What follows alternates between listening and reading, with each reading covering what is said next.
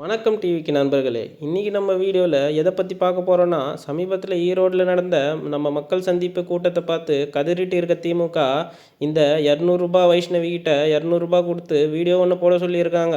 அந்த வீடியோவில் வைஷ்ணவி என்ன சொல்லியிருக்குன்னா, பெண்களுக்கு டிவிக்கு கட்சியில் சுயமரியாதையே இல்லை அப்படின்னு இஷ்டத்துக்கு பேசியிருக்கு.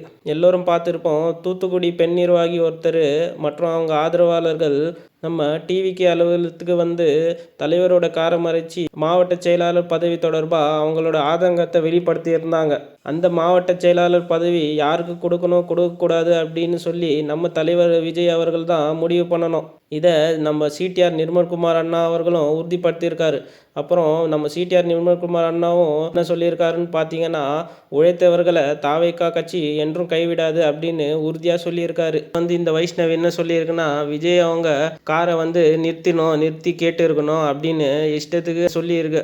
அதுவும் இல்லாமல் நம்ம தளபதியை பார்த்து தளபதி ஒரு மனுஷனாக இருக்க தகுதியே இல்லை அப்படின்னு எகத்தாளமாக பேசியிருக்கு. ஏன் வைஷ்ணவி, உனக்கு ஃபேமஸ் ஆகணும்னா ரெட் ஜெயின் மூவியில் போய் ஏதாவது சினிமாவை நடித்து ஃபேமஸ் ஆக வேண்டியது தானே. அதை விட்டுட்டு எதுக்கு தளபதியை பற்றி இஷ்டத்துக்கு பேசி விளம்பரம் தேடுறீங்க? நண்பர்களே, இந்த மாதிரி இந்த டிஎம்கே வைஷ்ணவி பேசி வீடியோ போட்டு இருக்கிறது கரெக்டா இல்லையா அப்படின்னு சொல்லி கமெண்ட் செக்ஷனில் எல்லாரும் சொல்லுங்கள். இந்த மாதிரி டிவிக்கே சார்ந்த அப்டேட்டுகளுக்கு நம்ம சேனலை சப்ஸ்கிரைப் பண்ணிக்கோங்க.